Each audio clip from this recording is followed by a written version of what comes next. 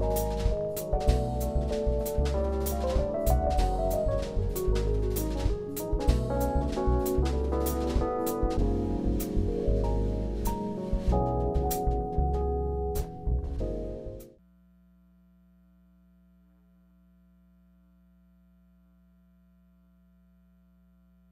that you would please rise as we welcome Pastor Doug Dent from the Federated Church to lead us in our invocation, followed by the Pledge of Allegiance.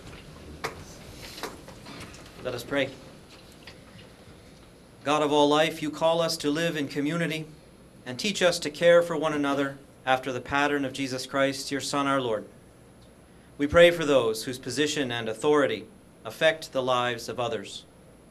We ask that you would inspire them with a vision of the community as it might be, where love of neighbor and concern for one another drive out discontent and strife, anxiety and fear. Help us all to work together with one heart and one will, with sympathy and understanding, to serve the common good, to minister to people in trouble or despair, and to multiply true happiness among us. This we ask in your holy name. Amen. Amen.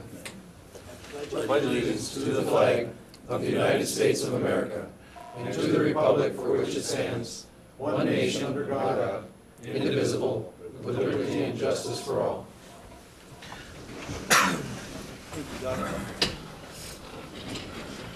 It's 5:30, March 5th, 2018, and I'll call this meeting of the Fergus Falls City Council to order. Roll call, please. Here. Here. Here. Here. Here. Here. Here. We have a quorum. The first item on the agenda tonight is the approval of the agenda, and I will ask our city administrator, Andrew Bremseth, if there are any additions or corrections to the agenda. Yes, Your Honor, members of the council, we do have a few changes tonight. Under petitions and communications, number one, the life-saving award ceremony, we're going to push that out 2 weeks. So that'll take place on March 19th. And then under open forum, we had 2 requests that came in on Friday in time for the deadline. So we have one from Glenn Rosentreader and then one from Sean Byer. So we'll have those 2 tonight, both regarding the Regional Treatment Center. Okay. With those additions, is there a motion to approve the agenda as amended? Make that motion, Your Honor. Thank you, Anthony. Second it. Thank you, Brent. All in favor of the motion, say aye. Aye. Opposed, same sign. Motion carries. There are no bids to award tonight, so under petitions and communication, first item of business, we'll have an investment committee update. I'll call on our finance director, Mr. Bill Sonmore. Thank you, Your Honor and Council. We would normally have Mike Hession from Advanced Capital Management here tonight, but with the weather and certainly the threat of the weather all day, we told him not to drive up. So the investment committee, which is comprised of city administrator and then Councilmember Speedall, myself, and our assistant finance director, Sandy Cunningham. We met at 4 o'clock and had a conference call with Mr. Hession to go over our annual report for the investment. So that's what's on your desk. First, I'm going to walk through this handout, and then we'll briefly look through our list of funds as well. But if you flip to page 2, kind of gives a little history of our investment fund for the city of Fergus, dating back to 1996, when the city started our investment process the way we're currently do it, where it's externally managed by Galliard Capital Management. And you can see we have grown from around $10 million up to about, we're at $27 million now at the end of the year. We've had additions and subtractions from that over the years, but overall, good growth in that investment portfolio, which you'll see on the middle section of that page 2. Particularly in like the years, even from 2000 up until 2012, large gains to that portfolio. And then in midpoint of the year 2012, we changed our investment policy to kind of pull that investment portfolio back in a little bit, shorten the duration on it, try to capture some of those gains, because expecting interest rates to rise, we wanted to capture and keep that in principle what we had gained in all those years. We had a longer portfolio prior to that. And now tonight we'll talk a little bit about that as well as changing that going forward. It's been quite a few years now already since 2012. Still, thinking investment interest rates are going to be rising, and of course we've seen that early in 2018, and we expect to see that going forward throughout 2018. Just a point to note, in 2017 we earned $644,000 on our investment portfolio. That's made up of the actual interest earnings and then the change in fair market value. So as those values fluctuate on those investments. Now, our actual interest earnings were about $675,000, so we just have a slight decrease in fair market value. So investment from the value standpoint stayed pretty much the same for 2017, so just kind of the earnings there. The bottom chart on that page shows the net cash flow. You can see when we pulled some money out over the years, and we did some right at the end of 2017, $1.7 million. And that, of course, is gearing up for getting that library project going and getting construction started. We had those funds that were donated. They were in the city coffers, and then pulled some of that back because you can see we're under construction and paying the contractor. So that's why we withdrew some of that for cash flow at towards the end of the year. Flipping to page 3, our investment objective. I'm just going to read through that. So it's a good reminder. You guys have heard this each year, but the portfolio shall seek to maintain the original principal value of any contributions made to the portfolio while earning a market rate of interest. So we're not out there trying to beat the market and make huge gains. We want to be conservative and have safety of principal, and that's always been the goal of this. So we're protecting that money. This is a long-term portfolio used for long-term saving for our various capital needs in the city, and we'll see some of that with the list of funds that we have. The annualized return, you can see for the last year, the portfolio returned 2.1%. That's on the bottom part of the chart on page 3.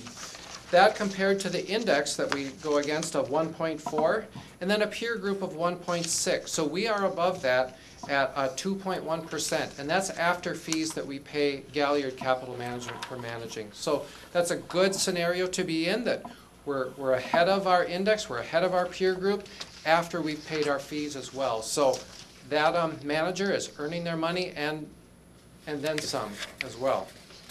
And it shows then over the years where we've been, and historically we have been above both the peer group and the index. So kind of a nice scenario. Flipping to page 4, a little bit of the governance over our investment policy statement. So you as a city council, it's written right here for you, but you approve and adopt the investment policy. So certainly you're a policy setting body. We bring that before you. You kind of set the general direction we want these investments to go through that policy. And then we annually review that, which is what we're doing here tonight. And then the investment committee, the next one here, that group works to recommend any policy changes to you, hiring and monitoring the investment managers and the consultant. So Mike Hessian would be the consultant on there. The managers would be Galliard. And we're bringing a change in the policy forward to you tonight as well. So said that with our investment consultant. They help us with strategic planning on where we should go, when we should make those changes in policy. And then the investment managers, they do the day-to-day investing. They choose the securities that we're investing in. So if you go to page 5, this is investment policy compliance. This page basically says we pass everything in that area. Everything is in compliance. Our investments have to be according to Minnesota statute. We're very regulated in what we can invest in. So certainly that's one thing you want to see. Are we investing in permitted securities? And that's here. And the asset allocation, the portfolio guidelines. You don't want to be over-invested in some areas, so we put a guideline of single issuer exposure of limited to 10%. So if you're buying a taxable municipal bond from a certain city, you're not going to put all your eggs in one basket. You can do some, but not over 10% of your portfolio in one issuer. And that of course exempts the U.S. government because we invest in treasuries and a lot of government-backed securities. The volatility, we pass there. The good news on that is typically we're pushing 90% that we capture in good markets, but then when the market has a downturn, we maybe only give back 70%. So we're capturing more than we're giving back in those. So that's historically the way we've been, and that continues to hold true. That helps us to grow that value. All right, so page 6, recommended investment policy change. What we're looking to basically do is back in the middle of 2012, we shortened up that investment policy for the portfolio. We're looking now potentially at lengthening that out just slightly. It's not a big change, but moving from that short term, moving that more into the intermediate. So right now we have 20% in our policy for the shorter term, 1 to 3 year governments. So 20% there, 50% in intermediate, and then 30% in mortgage-backed securities. We're looking at taking that 20% that is in the blue bar on that first chart and kind of moving that into the red bar in the middle. So looking at those investments that we would have on average about 2 years of maturity, moving that out to like that 4.4 years. Now, the bottom chart shows some totals what our portfolio would look like before and after. So maturity-wise, going from an average of the portfolio of 4.9, so just under 5 years, to 5.4 years. So that's that lengthening a little bit. The duration bumping up slightly to 4.4. And duration is a risk analysis factor. So for each change in a full percentage of interest rates, so if interest rates take a 1-day hike of 1%, our portfolio would go down 4% right now. Well, thankfully, interest rates haven't been changing in those, but that's also why we pulled that portfolio back, so that we are ready for when interest rates start rising, and then we don't feel those large shocks. But of course, we're seeing interest rates starting to rise at this point. And the final over there, the yield would move just ever so slightly at this point from 2.9 to 3. And like our advisor said, you may ask the question, why would we do it then? Why would we take on more risk if we're only going up that little bit? But it's really preparing us for when we would make this change and when interest rates are rising. So when we ask you to change that policy, we're not going to change it right now. We want you to delegate that authority to the investment committee, working with Advanced Capital Group to say when is the timing, potentially later in 2018. So not today, but at some point in 2018, and the investment committee then would make that recommendation. And then the last page there, page 7, just shows the red line version of what that policy change would look like. And the strategy is based around anticipated rise in Correct. Because already in the first quarter of 2018, we've seen interest rates rising.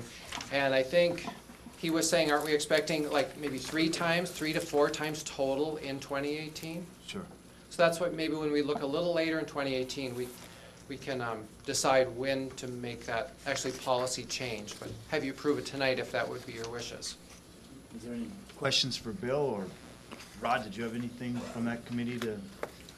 They do a great job. I was just learning, so. Sure. Is there a, should we do this by resolution? Yep. So we need a resolution to give the investment committee authority to amend the policy as they see fit. Offer that, Your Honor. Thank you, Justin. I'll second that, Your Honor. Thank you, Darren. Roll call, please. Yes. Yes. Yes.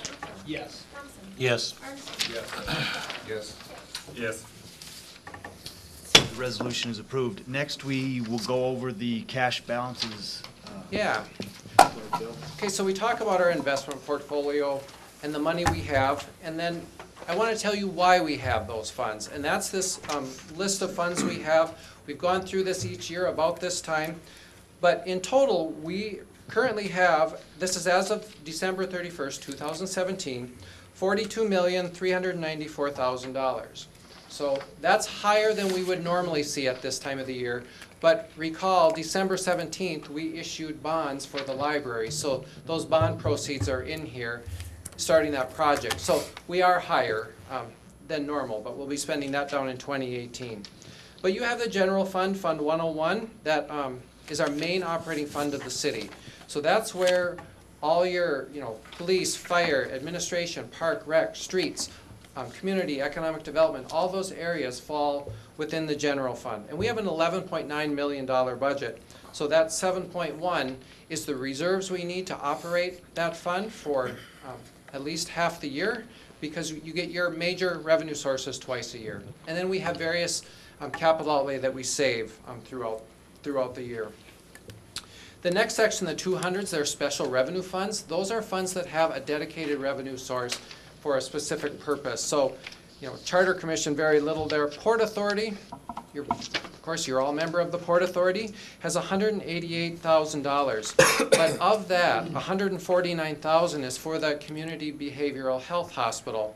So the majority of those funds are state funds for that CBHH hospital. So we have that remaining $20,000, $30,000 of operations. We've started levying the last couple of years for operations and wanting to build that fund up some, so we have some more economic development resources.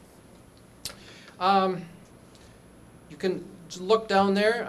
I've kind of put, what restrictions are. If they're TIF plans, TIF funds, you can only spend those according to tax increment plans. You have the various revolving loan funds in that 200 series, and we've gone over those before, but they have their various restrictions as well. The 300 series section is debt service. That's where we make our bond payments. And we actually transfer money from the 400 series funds up to the 300 series funds when the bond payments are due.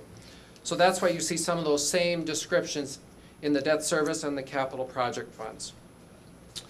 The 403 fund, $6.1 million in that one. That's our major capital project funds. That's where those bond proceeds are sitting for the library. We're spending those down. We have other projects that we've already pre-funded and we'll bond for later, some street projects. That's where we accumulate cost prior to funding them as well. Flipping over, you have the enterprise fund section, your liquor store, refuse, sewer, water, and storm, all run as a private business. Tax dollars do not go into those funds. Those funds actually contribute to the general fund to help bring taxes down as well. You can see there's some of our higher cash balances in those funds, but that's for the capital replacement of those individual funds. Internal service, that's our equipment fleet and the insurance fund. And then you have the trust and agency funds there at the end. Those are mainly donor restricted, library funds, whatnot in there, where those making the donations stipulated. And the landfill escrow agency fund, 878, I always like to point out, we have $3 million in that fund. However, that's state regulated as well. Before we can take anything out of that, we have to have the state sign off on that and give their approval. And that's for dealing with our landfill and the monitoring, the post-closure things out there. And then those last four funds are the fiscal host funds that are outside organizations that we just manage that for them. So I'll stop there, but if you have any questions, just kind of like to give you an update on. There is reason for why we have it all segregated. Thank you, Bill. Any questions, council, for Bill? Thank you. Thanks, Bill.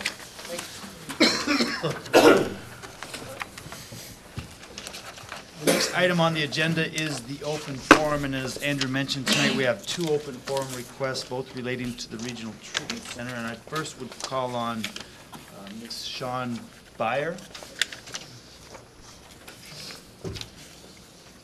Thank you for being here tonight. Thank you for giving me your time. I will keep this brief. Whether to deconstruct or to repurpose this magnificent structure, either option will inevitably cost a lot of both time and money. Either option will be a huge undertaking, one with numerous risks and challenges. But in the end, with the proposed solution of deconstruction, we will be left with just another empty lot, a vacant space where a mighty castle once stood. Over 100 years of proud history, overwhelming beauty, still bursting with potential, reduced to nothing more than dirt and rubble. Our city leaders fought hard to establish the Kirkbride here because they wanted to leave our city with a proud, lasting, and profitable legacy. However, for some reason, we've taken these blessings and we've turned them instead into a burden. But it really is all how you look at it. We have to be able to look past the false negativities that surround this building and start to see her for all the profitable possibilities that she truly holds for the future of this town. Let's ensure we continue to spend our state monies wisely before we spend millions of dollars without any return, all efforts must truly be exhausted. We owe it to her and our founding fathers to do something more productive and profitable than to just end her life. Thank you. Thank you. Can I get a clarification, Your Honor, just on the address? Is that, does Broadway, we're on north and south in Fergus, or east and west? Is that, or is that a Fergus address, West Broadway? Oh, I'm sorry. It's Elizabeth. Oh, Actually, yes, I do live in Elizabeth. oh, okay. Thanks. Good catch there. I didn't notice that. East, west, north, south, you're right. Broadway runs north, south. I think it does, yeah. All right. Thank you. Next is Mr. Glenn Rosenfeld, to talk to us about the Regional Treatment Center. Thanks for being here, Glenn. Thank you, Mayor and City Council, city employees, Daily Journal, TV, all the audience here. I'm Glenn Rosenthal. I live in Fergus Falls, 643 West Lincoln Avenue. I'm a fifth generation person in Fergus, which means my roots are deep here, due to my parents, grandparents, great-grandparents, and great-great-grandparents. Not only that, but my family goes beyond. I have nieces and nephews who are sixth generation who live in Fergus, and great nieces and nephews which go seventh generation. So I mean, we have roots here in Fergus, and everybody lives and works here and is happy here. I just want to say a little bit. I was at the Kirkbride rally, which was held up at the Government Services Building, which is a repurposed building up on the campus of the Regional Treatment Center. That meeting was held last Thursday.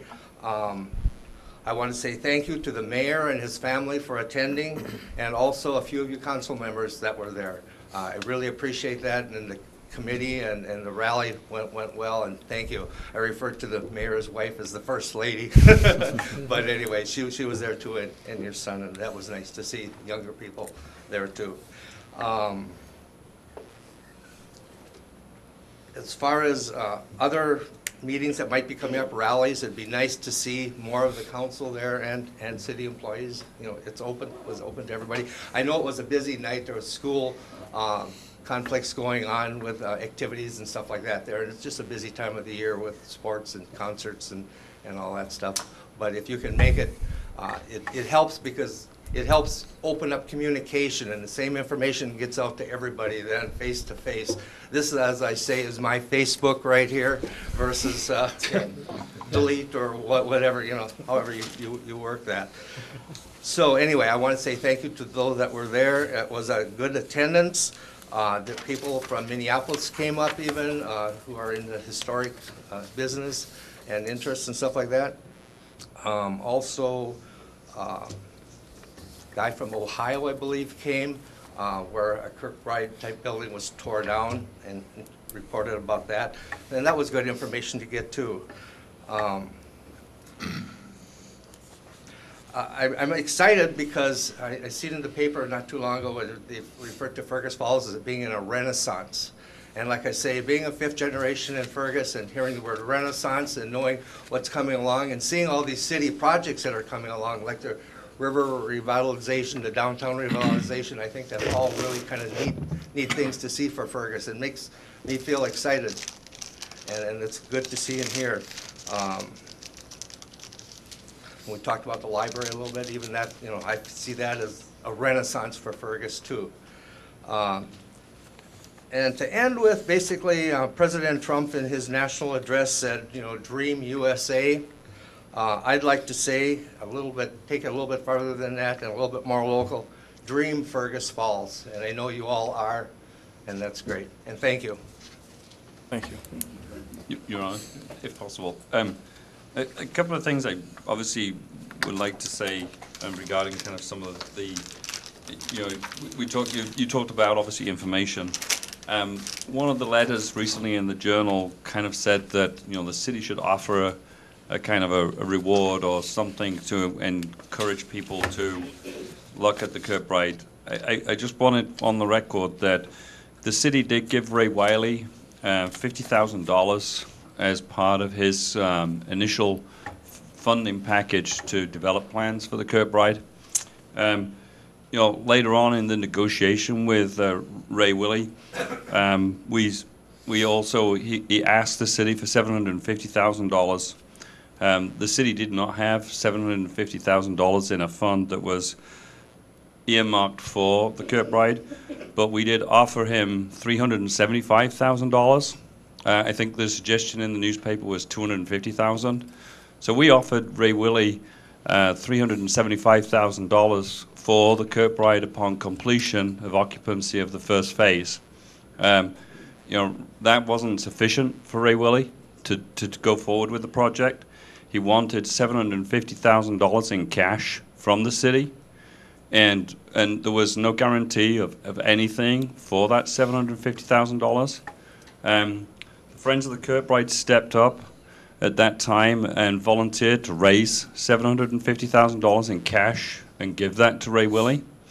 They were able to raise less than $50,000 of that money.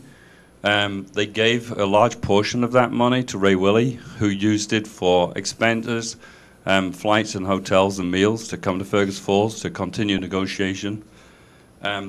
In the end, obviously, he did not go through. He wanted that money to pay all of his upfront expenses on the project. And so Ray Willie was not prepared to put any of his own physical dollars into the project, which is in part why it failed.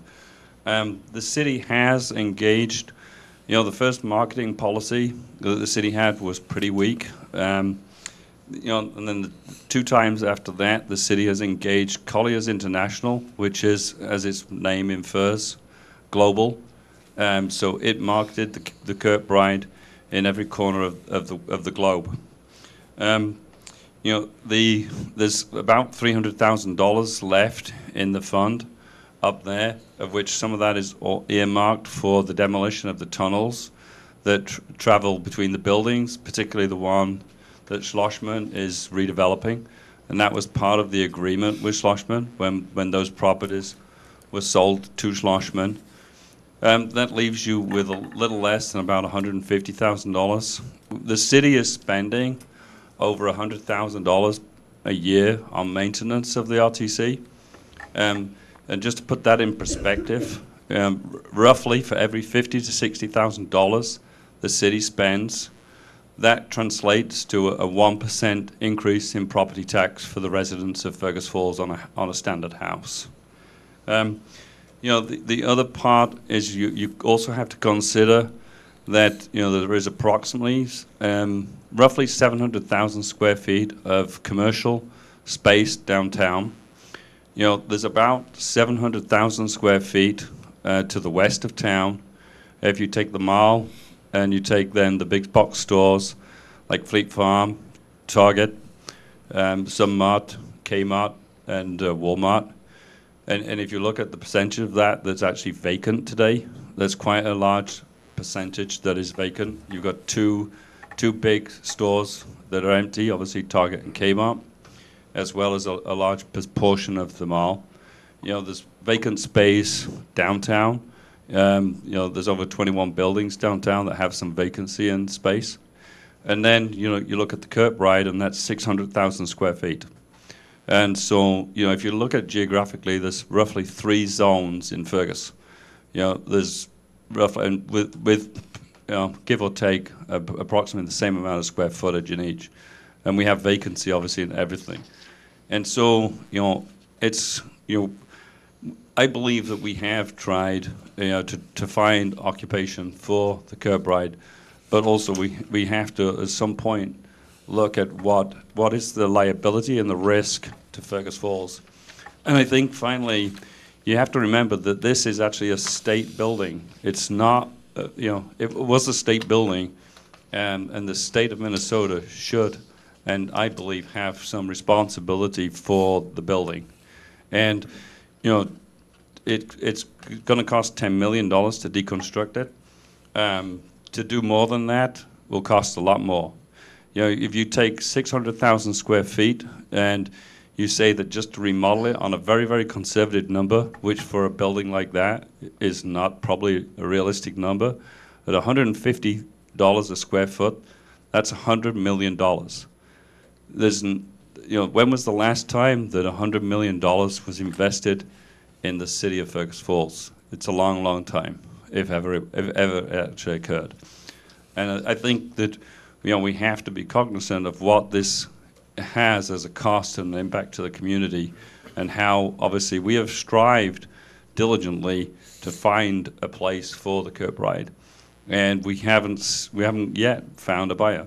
I mean, there are people that are still looking at individual buildings, and we hope that some of those will transition and come to light. I mean, Schlossman's done a great job, and hopefully he'll maintain occupancy up there. But the city isn't it isn't like the city wants to just drop the ball on the Kirkbride.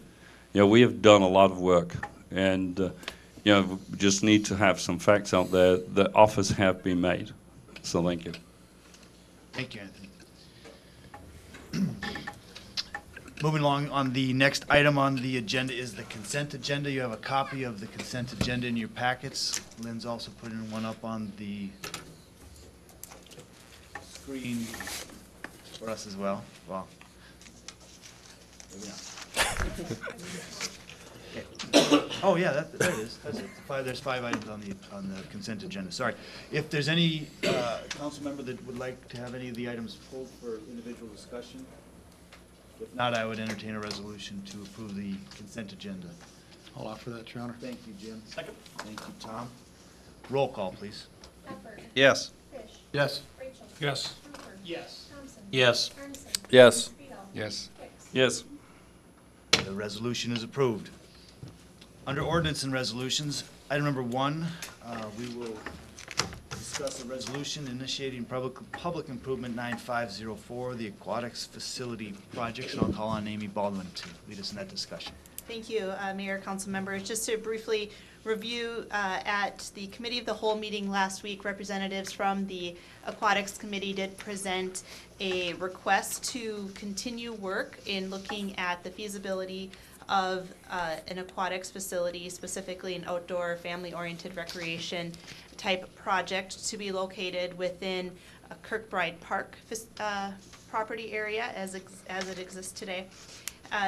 Requested by the committee was to further look at the financials, understand, have confidence in the numbers that were prepared, work to further engage the community, specifically user groups of the potential new facility, communicate with the school district on potential future partnership opportunities, and research infrastructure and soils to better understand Kirkbride Park to inform that cost portion of the project.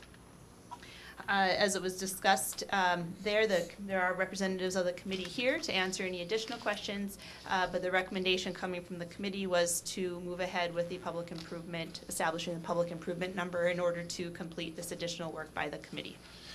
Thank you, Amy. Justin, did you have anything? You're the liaison to the council. Do you have anything to add?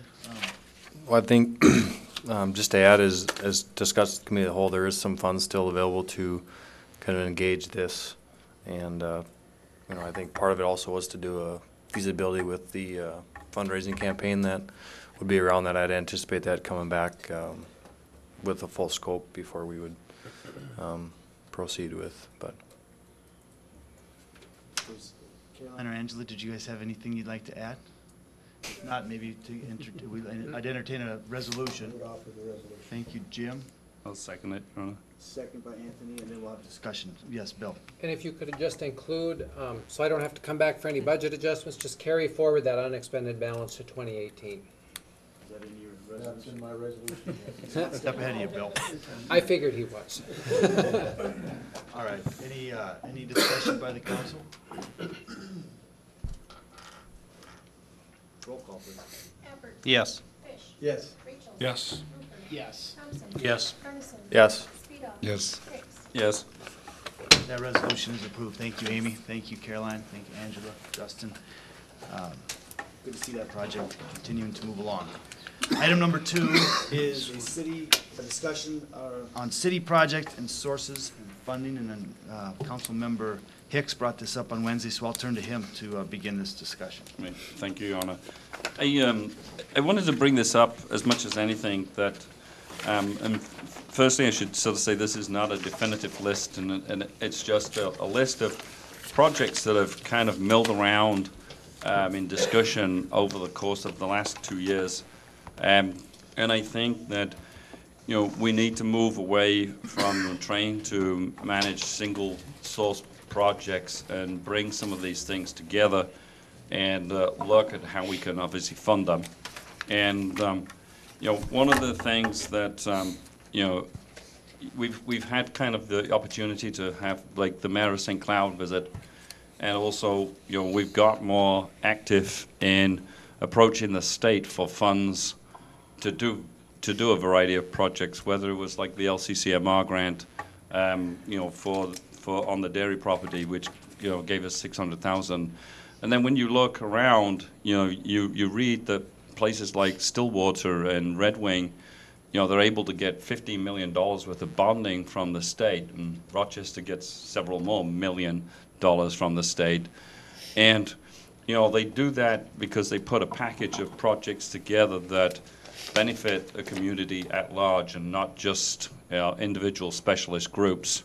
And I think that, and I don't expect the council to make any decision tonight, but I want to introduce this as something for, you know, council members to think about, you know, talk to some of the residents of Fergus to get a take on what some of those projects should be and how we're going to fund them. And I kind of like the St. Cloud's principle, which was, you know, if there was, you know, the city, if there was a project and the city would look to fund 50% of it, and then the other 50% would come, you know, in other means, whether that's in grants or whether it's in donations or whether it's even in some, you know, some form of taxation. But I think that, you know, we need to kind of, you know, come together, define the list of projects, and then, you know, look at what it's going to cost to do those, and then come up with a plan as to whether we're going to go to the state legislator in 2 years' time to bond, you know, for that. And the state bonding, obviously, you get a better ear if you're going to bring 50% of them. You know, you're only looking for 50% of the money. And I kind of put on here, we've got, you know, they've got the aquatic center, we've got an amphitheater civic center on the car parks, you know, we've got trails, you know, we've got that west car park, you know, to Union and Stanton. You know, we've got roads that are in need of repair. We've got sewer pipes that need to be upgraded, water pipes. You know, if you look, like these last few winters, you know, we've spent a lot of dollars going and digging up the road, you know, to fix frozen pipes and old infrastructure. You know, we've got Lake Alice that needs some grit chambers and some bank work. You know, we've got, you know, a need for looking at some art, you know, downtown or on the trails that ultimately get built. And then we've got the dairy property restoration. I mean, all of these things cost money, and until we address the issue of how we're going to fund them, we're never going to move forward. Just going to keep talking about it and push the can down the road. And so I would ask council to, you know, give it some thought, you know, edit the list. As I say, these are just projects I've heard be mentioned more than once, and I've taken a guesstimate on numbers. Nothing is precise, and we can obviously probably ask staff to help define some of those numbers as we go forward. But whether we do that in a work session or, you know, another meeting down the road, but I think if it's something that council, you know, would entertain, we should do it. I would think that you're right, Anthony, that in order to move any of these projects forward, we need to, you know, ultimately figure out where they fit in the scheme and how we put them together and how we fund them. You mentioned St. Cloud, and it's interesting that if you look at St. Cloud, they started out with a half-cent sales tax on their library, and they realized that that wasn't broad enough to do the projects in their community that they wanted to do. So they actually amended that sales tax towards the end of it, and they have a very general sales tax now that is divided up into X amount. I think it's 30% for roads, 40% for parks and trails, and the remaining, 30% for buildings of regional significance. So it gives them the flexibility within that sales tax to fund multiple projects at the same time. So anyway, I think something we can consider. I do agree. I think this is a topic worthy of at least a work session, probably maybe even more than that, because this is really, like you say, how we're going to get these projects forward. So Thank you for bringing this up, Anthony. Your Honor, I think it would take more than a work session. I agree, probably a retreat. A retreat of some type to really mull through the whole thing. Yeah, because I think, you know, as a council, we're not going to go down the list and everyone be passionate about every single project, but I think, you know, we can agree in principle that, you know, collectively these projects are good projects and we should look at how we do it. And as you say, how we do that meeting, I'm open to anything, Jim. All right, let's ask staff if we could look at facilitating that discussion further and the information we'd need for that meeting. Thank you, Anthony. Thanks, Anthony.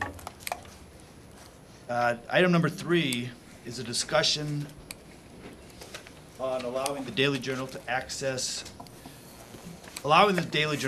to the Regional Treatment Center for photography purposes. And I will call on Mr. R.C. Drews to begin this discussion.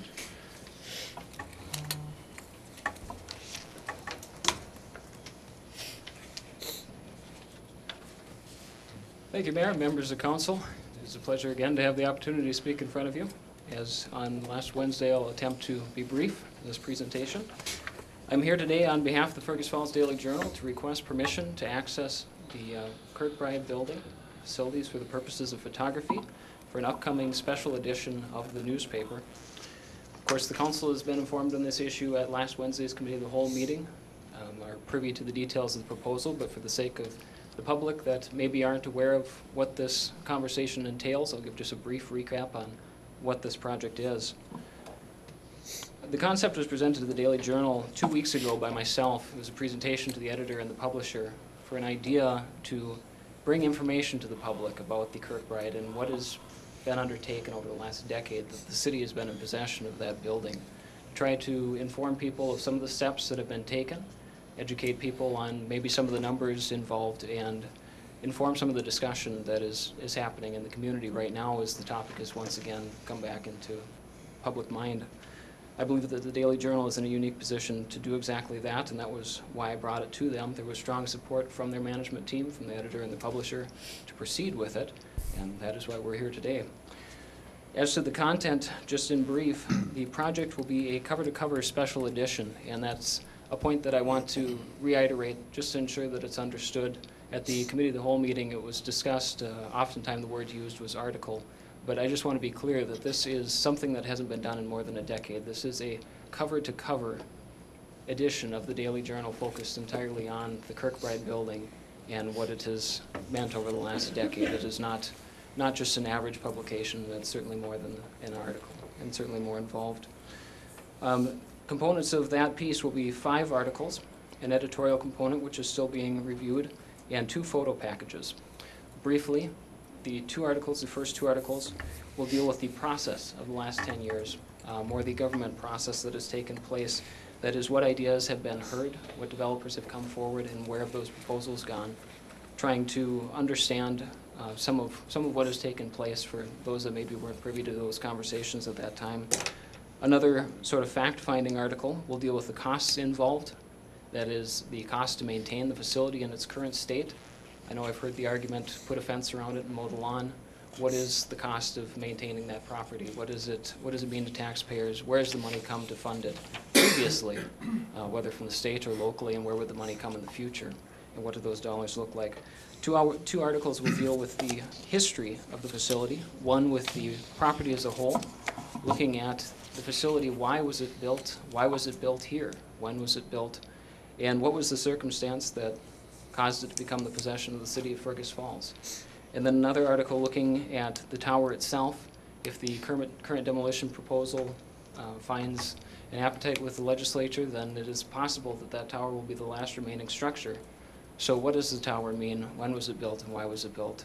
And what would its significance be to the community if it was the last remaining structure on that lot? And finally, one article will afford an opportunity for preservationists to look at what has transpired over the last decade and reflect on some of the possibilities that could still be explored for the property.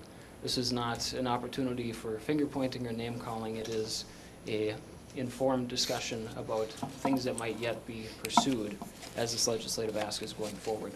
other possibilities. And as I mentioned, there's an editorial portion. The content of that is still being reviewed by the Daily Journal's management team at this time, so that is subject to some discussion as to what that will end up being.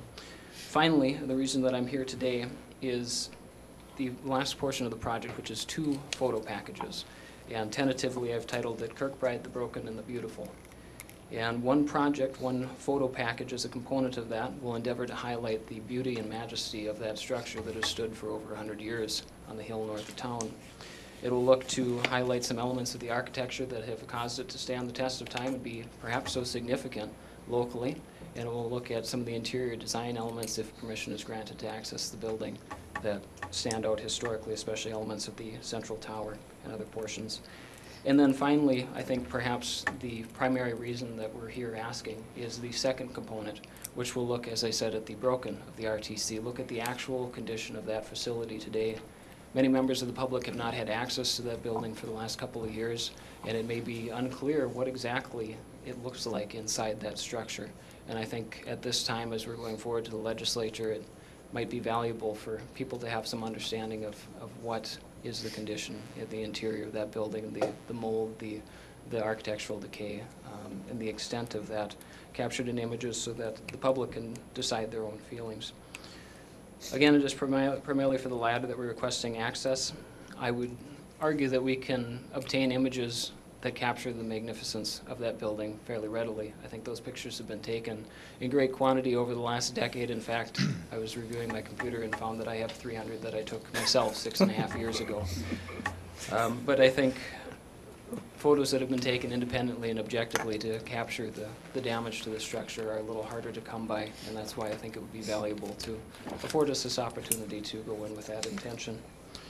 I understand, and the Daily Journal understands, that there will likely be reasonable conditions imposed on anyone allowed to enter that building. Of course, we're happy to comply with those reasonable requests.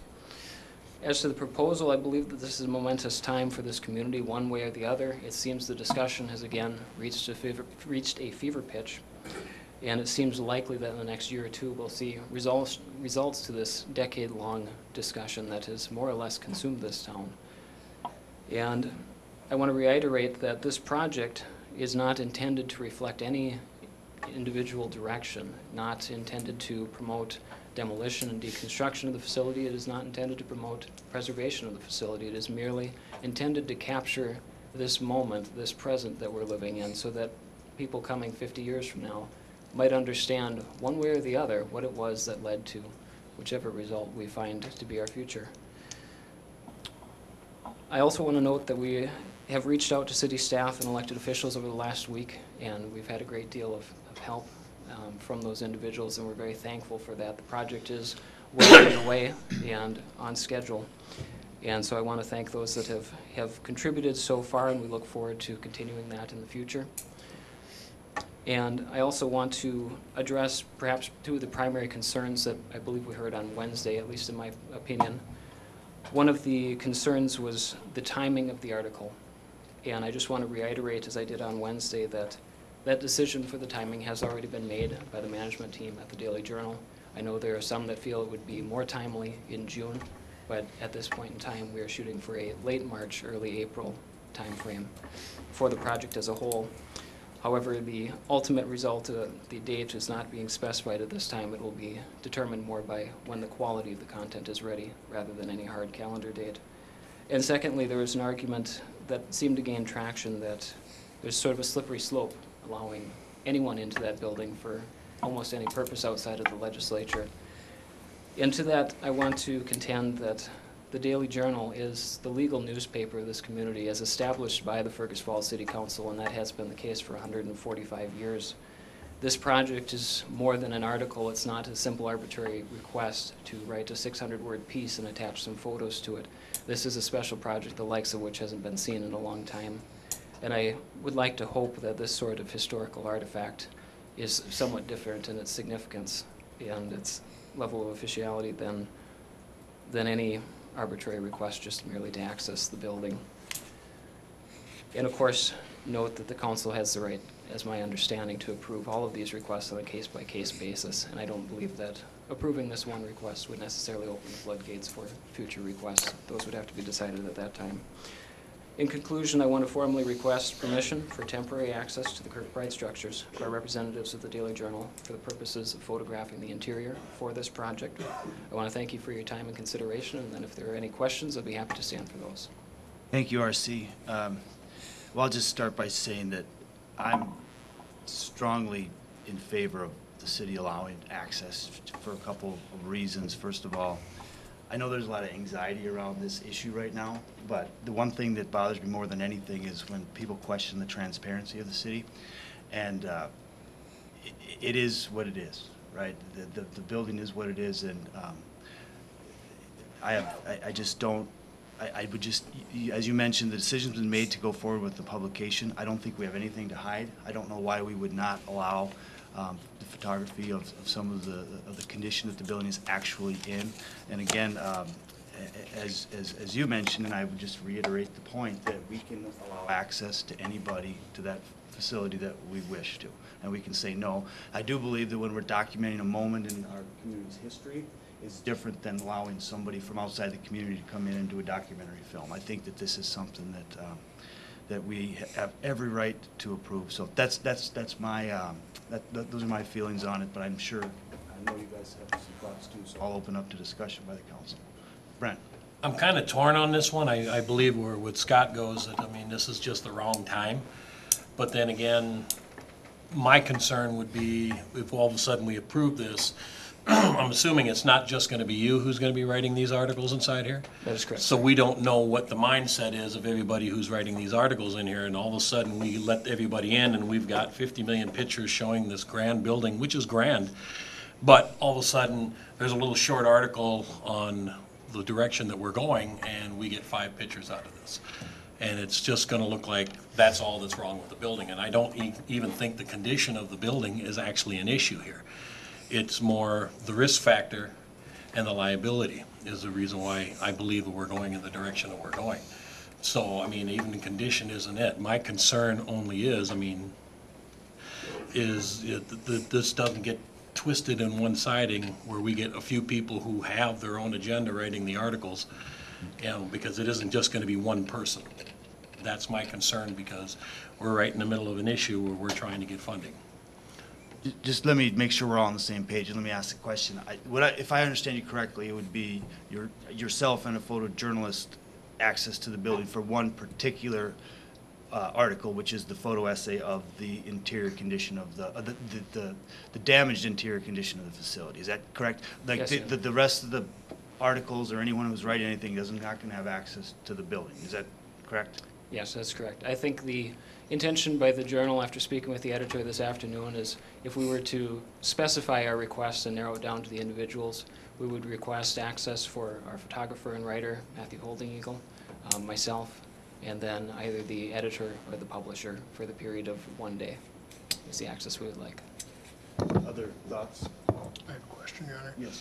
Would the Daily Journal be willing to pay a fee? Because for my comfort level, we need to have a staff person accompany the group, just because of the fact that it's a large building and you'd likely get lost, and to be able to tell you where you're at when you're in the basement or something like that, taking a picture. So is the Daily Journal able and willing to cover the staff time that would go into it on the city's behalf? Let's see, Your Honor, City Administrator Bremseth, that's a question I may not have the authority to answer.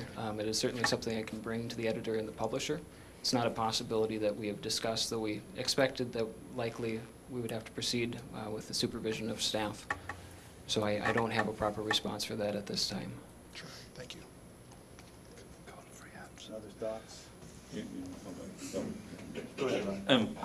I mean, I would kind of say that, I mean, I agree that, you know, in part, that with what the mayor's saying and both what Brent is saying, that, you know, it is a tough timing, but I think, you know, we need the transparency, and I would say that if, you know, I'd actually only like to see a maximum of 2 people be allowed in, that ultimately, you know, you would adhere to any PPE policy that the city maintains, that you would sign a waiver and you'd provide insurance or proof of insurance for liability, and obviously that you'll be chaperoned throughout the tour, and understanding that there may be parts of the building that you're not able to access, because just because it's to photograph the entire thing, it's gonna take a long time.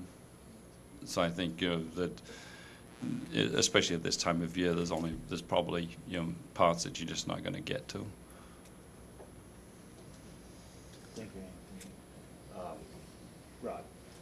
Yeah, I think I'd also say I agree with the mayor's assessment on transparency. That was one of my major concerns.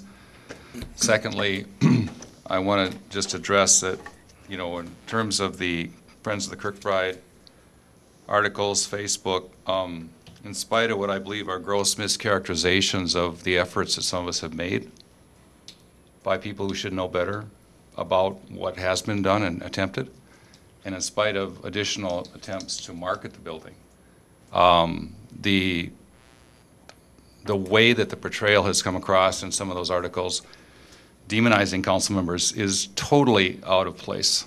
Personalizing attacks, people who have tried to last 3 years to develop that facility.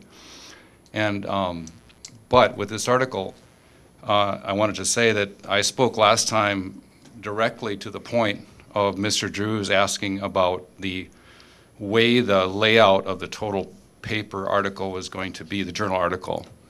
And again, it was brought up by some of the people, the Friends of the Kirkbride, that there had been speaking about, that I had spoken against the photography piece, which I had not.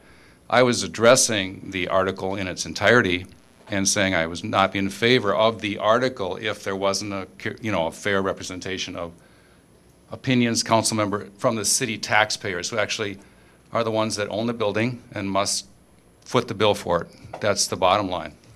So I just wanted to correct that, and I'm very much in favor of the transparency piece. And I would say, in spite of the mischaracterizations that have been made of many people, some of us in the council here especially, about our position and what we've tried to do, that this article will publicize the Kirkbride. And as I said earlier in another open public forum of the council, which again was totally overlooked by the Friends of the Kirkbride, that I personally don't want to see the building destroyed, never have. I've worked for it. However, the financial realities of it are overwhelming, and that I'm not willing to misrepresent the will of the people that I see in order to try to save something that I might like or I think is beautiful. I don't have that right as a council member. It's very hard, but so I would support the motion to have you show it, and I would hope that developers would come out of the woodwork.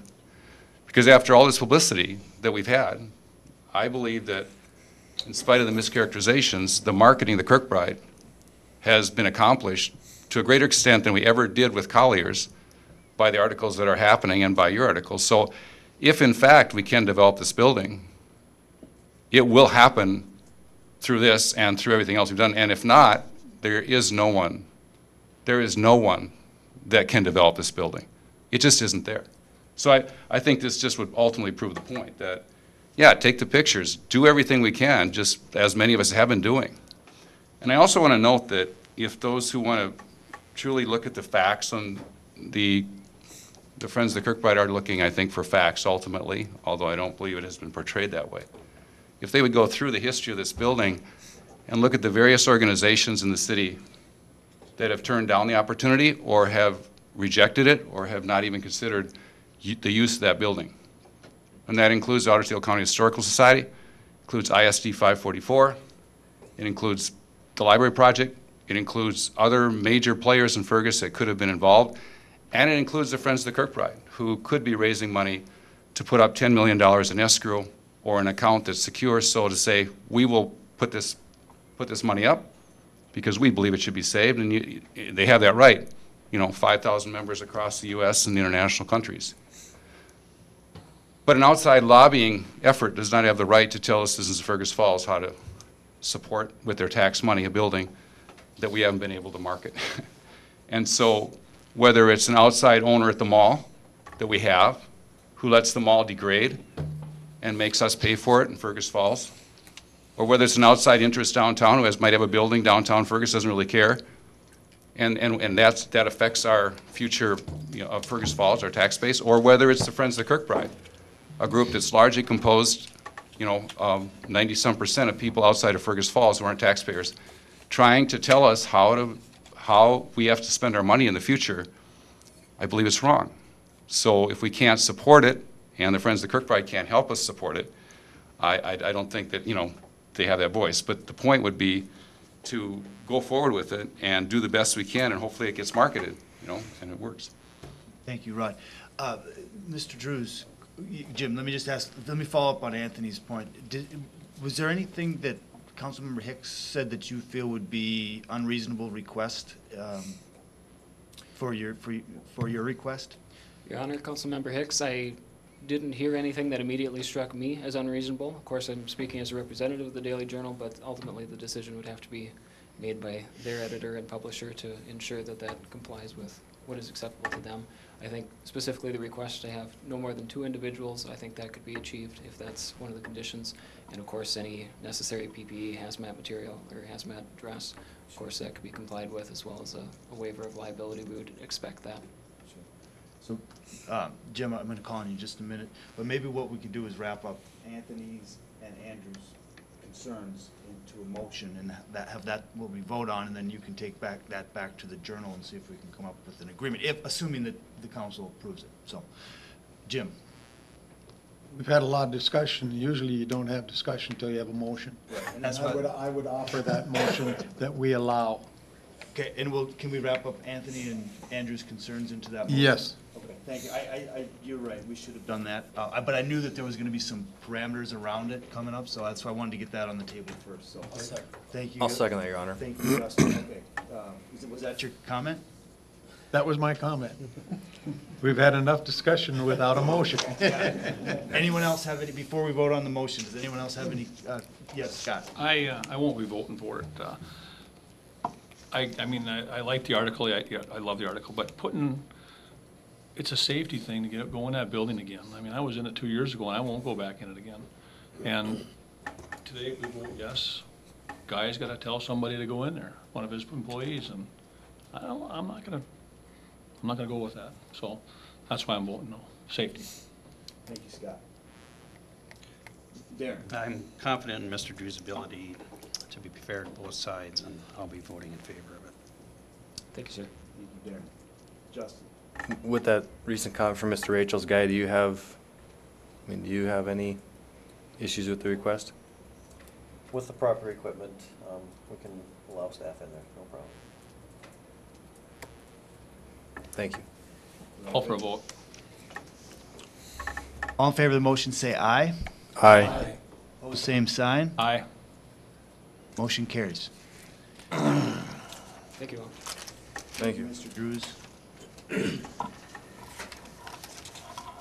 Next item on the agenda is the presentation of claims in the amount of $1,481,860.62. If there's I'll any offer that. questions, direct them to Bill Sonmore. Thank you, Scott. Resolution is seconded by Mr. Rupert. Roll call, please. Yes. Yes. Yes. Yes. Yes. Yes. Yes. The resolution is approved. There are no board, committee, or department reports. There are no reports from administrative officers. I don't know of any old or unfinished business. I do not know of any new business to come before the council, unless someone has something like to bring. Just one thing, but it's a positive thing. I think, we talk about, a lot of like negative things that go on in this community, but we need to praise the good things. And Bill Sonmore sent out a community arena donation update this week, and I can just read a few brief parts of it. But the fundraising committee of the Community Ice Arena project committed to raise $3,507,000 towards the project. As of today, the remaining outstanding balance of that fund is $3,776.08, 0.11%. So that tells you that if this community is supportive of a project, it will get funded, and people make that commitment and they honor it. And I think that's, you know, worthy to know. So when we talk about commitment, you know, this community is a committed community. Thank you. Thank you, Anthony. Here, here. We're adjourned. Thank you.